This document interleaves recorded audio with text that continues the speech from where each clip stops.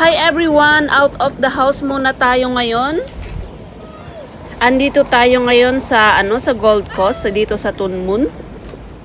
Part ito guys ng new territories dito sa Hong Kong guys.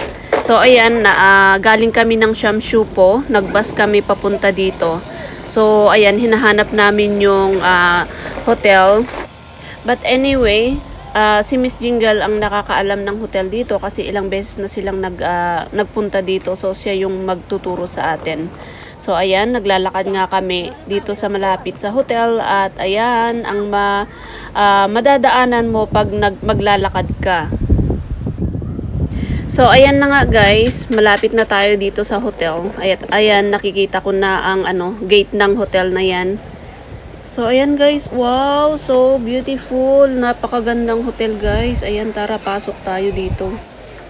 So ayan guys, first time ko talaga magpunta dito sa hotel na to guys. Pero first kailangan muna nating mag-check-in. Ayan, si Miss Jingle siyang nag-check-in sa atin. So ayan guys, ito yung lobby nila dito guys sa hotel.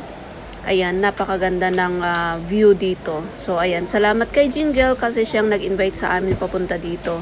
And then ayan guys, abangan nyo ang aking mga iba pang video na i-upload ko dito sa aking YouTube channel guys. So ayan, after check-in, ayan, umakyat na kami dito sa 6th floor at hahanapin namin yung room namin.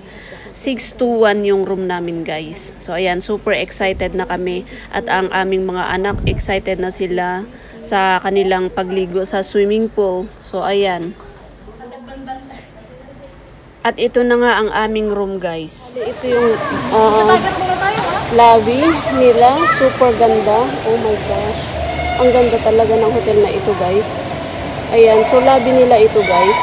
Pupunta kami sa swimming pool. So ayan. So guys, ito yung restaurant nila dito sa hotel. Ayan guys, kung makikita nyo, may mga kumakain na dyan. Then naka-reserve na yung mga table. And of course, this is their kusina. Tapos dito naman yung papuntang swimming gymnasium. So, diba? Ang ganda. Na papunta sa swimming pool.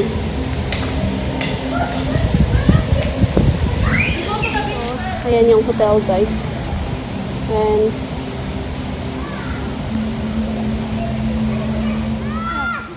ayan, swimming time muna daw sila dito.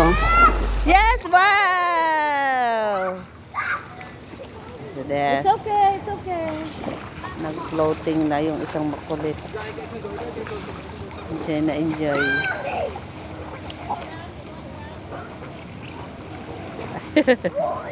Yung dalawa, si Gavin at si Gabriel.